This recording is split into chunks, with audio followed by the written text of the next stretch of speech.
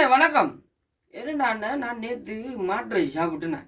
மாட்டுரை சாப்பிட்டு கோயிலுக்கு போக மாட்டேன் வலிக்கிறோம். கோயிலுக்கு போனதான்னு சொல்லி எல்லாரும் ஏசுறாங்க. ஏன் அண்ணே மாட்டுரை சாப்பிட்டா கோயிலுக்கு போகக்கூடாதுன்னு சொல்லி அப்படி என்ன இருக்கா அண்ணே?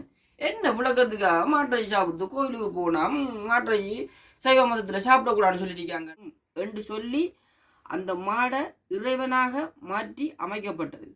அமைக்கப்பட்டதில் இருந்து அந்த மாடு குறையாமலுக்கு எங்களுக்கு உதவிக்கு எரு கிடைச்சது, உழவடிக்கிறதுக்கு மாடு கிடைச்சது. அதிலிருந்து மாடுகள் அழிவு தன்மை குறைஞ்சிருந்தது. அதுக்கு பிற்பாடு ஆரியர் வருகைக்கு பின்னால நவீனங்கள் கூட கூட கூட இயந்திரங்கள் கூடிச்சு. இயந்திரங்கள் கூட கூட கூட கூட என்ன செஞ்சாங்க சொன்னா, இயந்திர கூடுதலான வருகை வரணும்னு மாற்ற பெருக்கங்கள் கூடினோன்னு மாட்டுக்கள் என்ன செஞ்சுன்னா மனிதனுக்கு இரையாக்கப்பட்டது. அது தமிழண்ட இன்னும் தமிழன் அதை இறைவனாக பார்க்கறது படினால தான் இன்னும் அந்த மாடை அவர்கள் சாப்பிடாமலுக்கு இன்னும் நாங்கள் இறைவனா வணங்கி கொண்டிருக்கிறோம்.